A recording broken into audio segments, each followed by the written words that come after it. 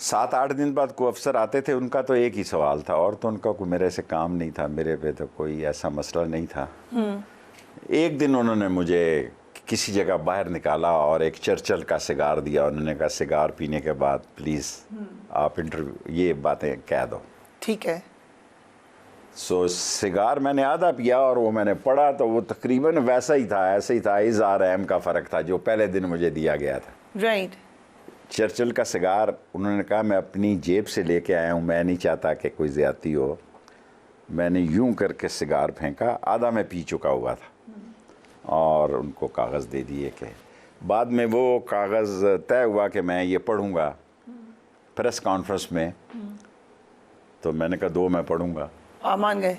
मैं माना, इस तरह के भी काफ़ी उन्होंने उसमें से चीज़ें चेंज की।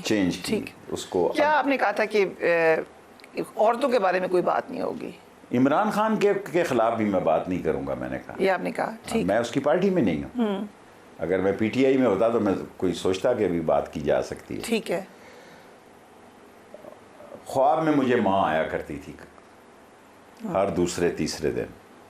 वो कोई ऐसी मुझे मेरे अंदर ऐसी रूहानी ताकत पैदा हुई जो सफ़र, मेरी जब आंखें खोली तो मैं बाराकऊ के पुल पे था। आगे गया तो राशिद शफीक को भी उन्होंने मेरे साथ बिठा दिया। मैंने कहा पहले इसको तो उठाओ ना, ये तो पीटीआई का है, मैं तो पीटीआई का नहीं हूँ, मेरी तो इमरान खान से तल्लक और दोस्ती है, इसको क्यों बिठाया आपने? फिर मुनीब ने भी कहा भाई इसका कोई तल्लक नहीं है। मैंने मुनीब को वहाँ देखा अपने घर में, वो मेरा घर था। Okay, right. वो कोई जगह ऐसी नहीं थी, मेरा अपना घर था।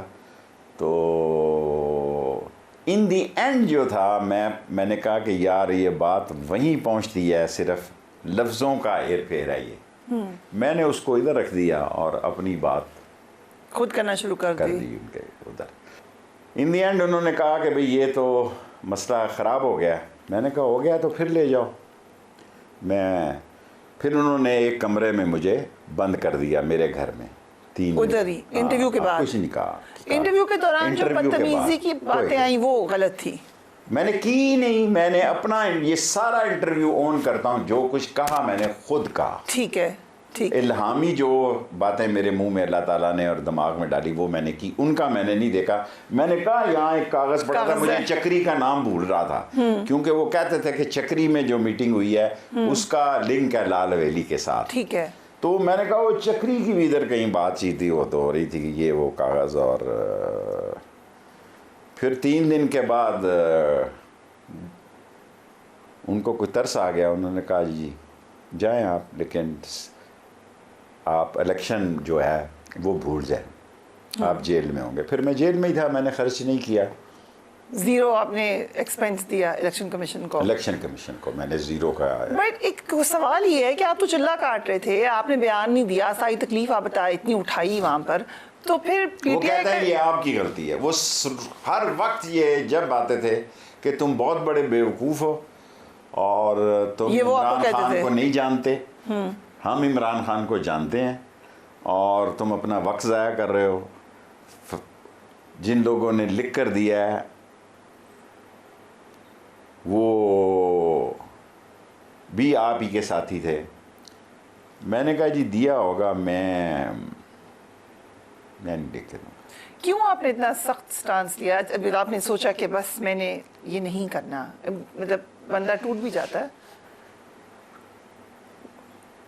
टूटने से पहले कोई मैं बड़ी गलत काम कर जाना चाहता था, मैं मर भी सकता था। मैं ऐसी बातें भी सोचता था कि अब आपको नहीं मैं बता सकता कि मेरा ज़ारबंद छोटा था, मैंने कोशिश भी की, वो पंखे के साथ लटक नहीं सका और उन्होंने मुझे कोई तकलीफ़ नहीं दी। मैं अल्लाह को जान देनी है, लेकिन मैं इतना सिक था मेंटली कि भाई अगर ये बातें, मैं उस खातून को जानता ही नहीं हूँ, मैंने उस खातून को देखा ही नहीं है, अभी भी ऑन ओथ कहता हूँ मेरी कभी उससे फ़ोन पे भी बात नहीं हुई।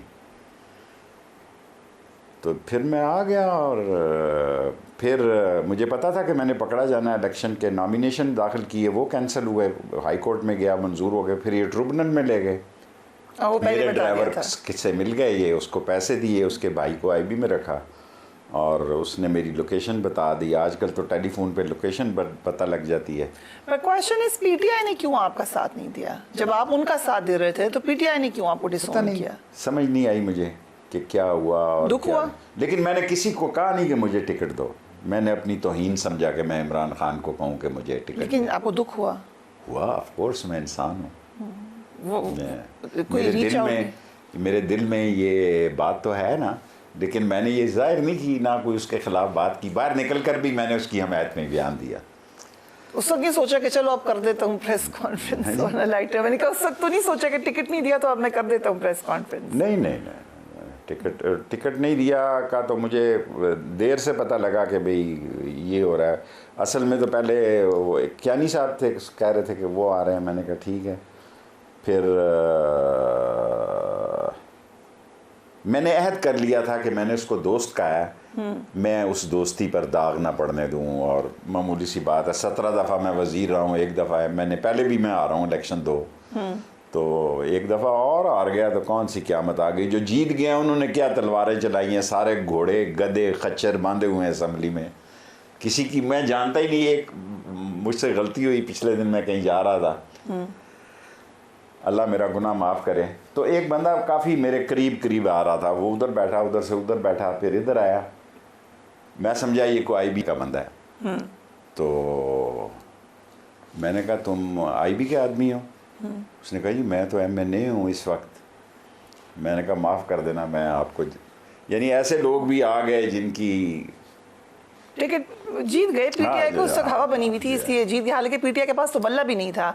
लेकिन शेख साहब सवाल ये है कि अगर आपकी पार्टी और आपका अलायंस रहता पीटीआई के साथ तो पीटीआई को फायदा नहीं होता? वो बाद में जो सुन्नी इत्तेहाद काउंसिल और दीगर के पास गए, आपकी एक पार्टी थी, आप उसको नहीं ऑफर करते कि रिजर्व सीट से जमा करा दें? बैठा एक रोल अदा कर रहा था लंदन में। अच्छा। क्योंकि मेरे पास बाज ऐसी गलत इतलात थी, मुमकिन है कि उनका ख्याल था, क्योंकि मुझे पता था कि बहुत सारी चीज़ों का, लेकिन इमरान खान की हद तक मैं श्योर था कि इमरान खान को इन बातों का नहीं पता, वो उसको धोखे में रखा जा रहा है। तो आपने बाद में रीच आउट करने की भी कोशिश नहीं की? नहीं, अभी तक नहीं की? करना चाहेंगे?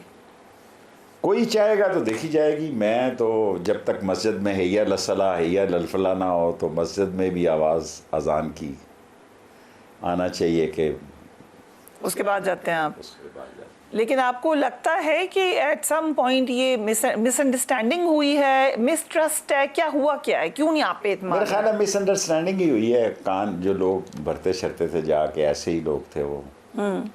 लेकिन अब पार्टी का क्या हाल है कि अब देखें ना इस मुल्क में क्या है। इमरान खान ना हो तो पीपल्स पार्टी ठुस गरक, कोई बंदा ही नहीं है पीछे। फजलुर रहमान ना हो, JUI का कोई बंदा ही नहीं है कि शेरानी को छोड़े उसको। ताहिरुल कादरी ना हो तो कोई उसका बंदा ही नहीं है। नैप में अगर आप देखें, वली खान के बाद दसवान के बाद बेटे का पता नहीं क्या, मैं तो बाजा खान के साथ सियासत करता था, उसका बेटे का नाम नहीं याद जो अब मैं। खुदा आपका भला करे कि ये सब एक आदमी की पार्टियां हैं।